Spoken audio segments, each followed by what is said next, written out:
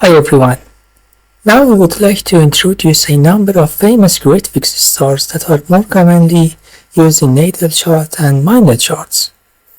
It is necessary to explain that the position of the fixed stars in this section will be stated according to the sidereal system and Krishnamurti Ayanamsha.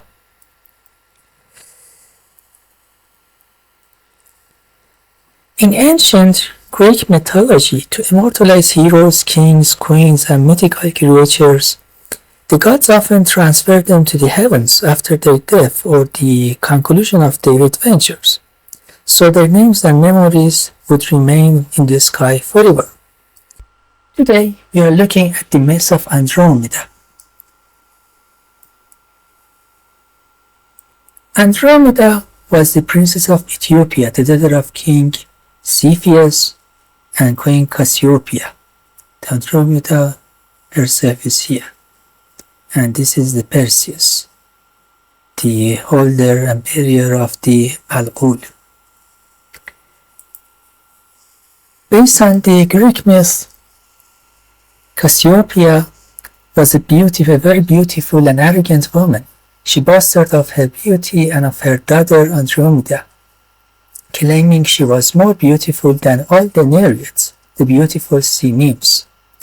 Enraged by this insult, the Nereids complained to Poseidon, the brother of Zeus, the god of the gods in Greeks. To punish Cassiopeia and her country, Poseidon sent a terrible monster named Cetus. I think this should be Cetus.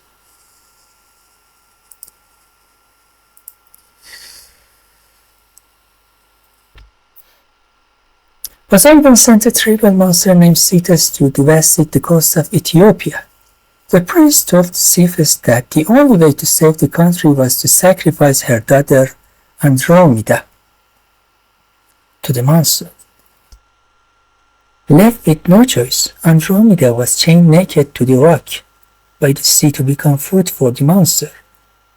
Perseus, who was flying home with the head of Medusa, a constellation we will discuss later, he instantly fell in love with her and promised Cepheus and Cassiopeia that he would destroy the monster if they give him their daughter in marriage.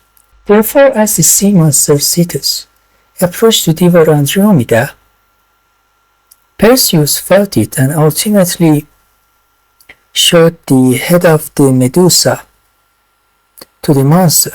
Upon seeing Medusa's head, the monster instantly turned into stone. Perseus freed Andromeda and married her. They returned to Argos and had several sons, including Perseus, who, according to some accounts, is considered the ancestors of the Persian peoples. This claim that the Iranians or Persians are descended from the Perseus and Andromeda appears precisely in Herodotus' Histories, book 7 I think, and is a definitive fact in ancient Greek political mythology. After the Perseus, the son of Perseus and Andromeda, was born and remarried with King Cepheus, Andromeda's father, who had no children, the people of that land took their name from this child and were called Persians. Herodotus even relates that on the eve of the Greco-Persian wars,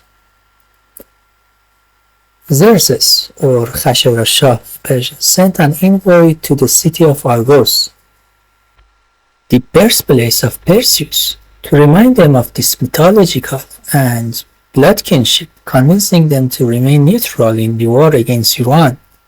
The people of Argos remained practically neutral during the second Persian invasion of Greece, or Xerxes' campaigns, and did not participate in decisive battles such as Thermopylae, Salamis, and Plataea.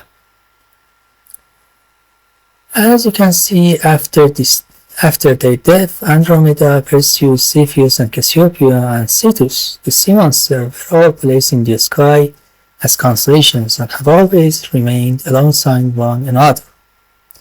Although we are going to cover three famous astrological stars in the Andromeda, such as Alpheratz, which is this one, if I do not make a mistake, yes, Mirach and Almach. Yeah. Okay, first of all, Alpheratz. Yes, start with two identities. This one.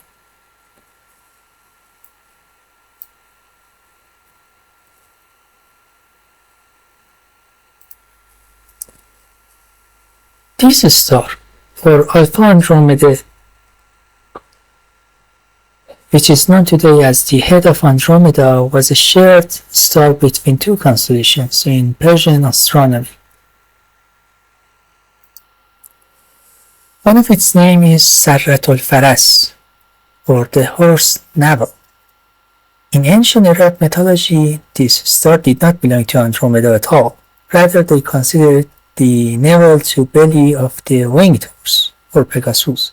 For this reason, the West corrupts its name from Alpheratz into Alpheratz.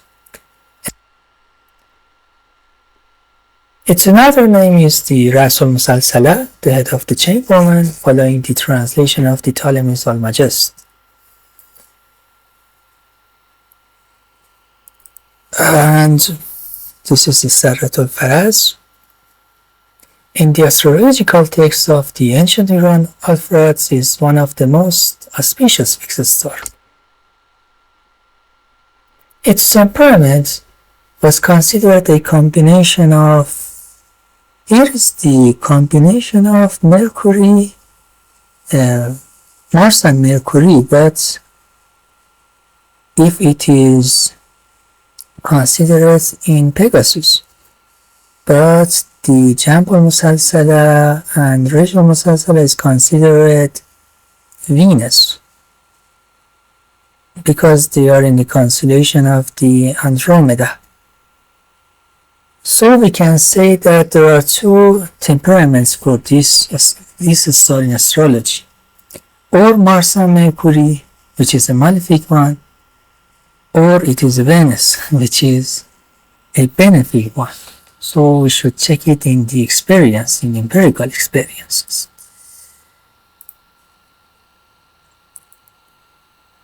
The second star is the Jambul Musalsala or Mirach.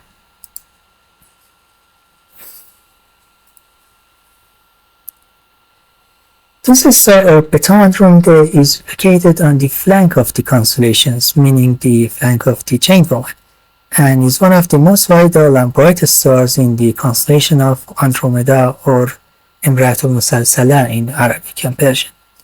Its scientific name is Mirach or Mizar or Beta Andromeda.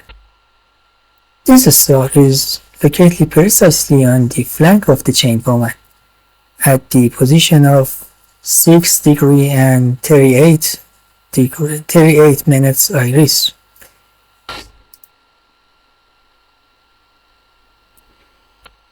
It's a bright red giant of the second magnitude.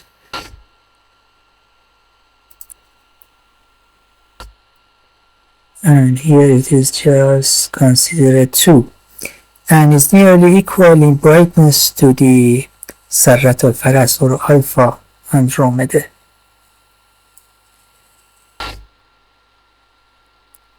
And its temperament, as I told, was of Venus, and it is benefic.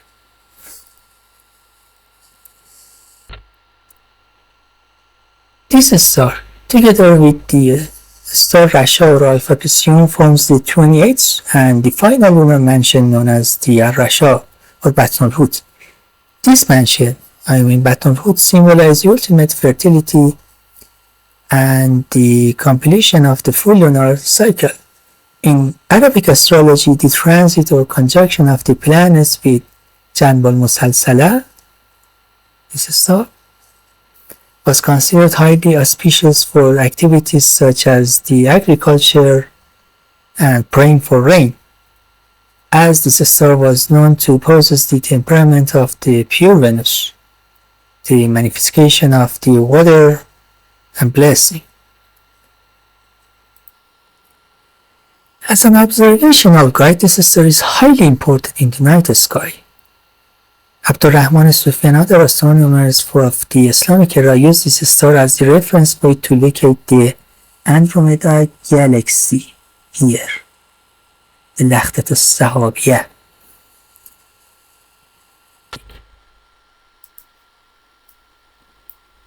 As you can see, Andromeda Galaxy is above the Janab al-Musalsala, related to the zodiac.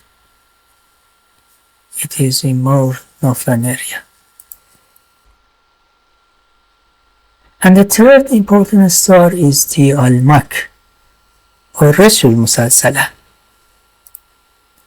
It is in the foot of the Andromeda. Its scientific and international name is the Almach, or Alpheratz, or Gamma Andromeda. The ancient Arab connected several stars at the foot of the modern-day Andromeda, envisioning the shape of the desert Caracal. They called this group of stars Alpheratz, the Caracal, seeing a white guy native to the desert of the Middle East and Africa, characterized by long ears. The word Almach is a direct derivation of this word, Al-Anaq. But when the Persians implemented Ptolemy's star map, they called it the Rasul Musalsala.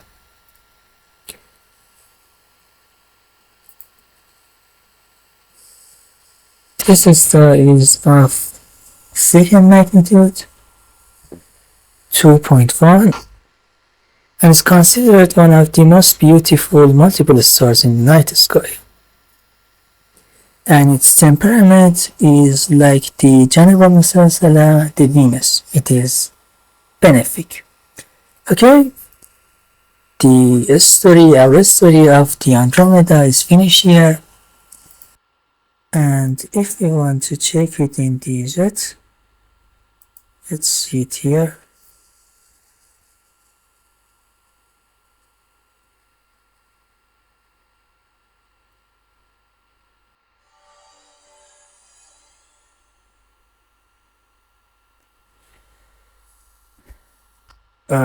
We are in the tropical system, so these three stars should be in the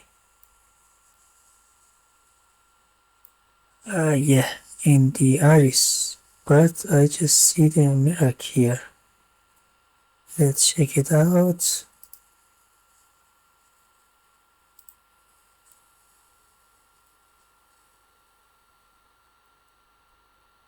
Yeah, we must take the Alpheratz and also Almach.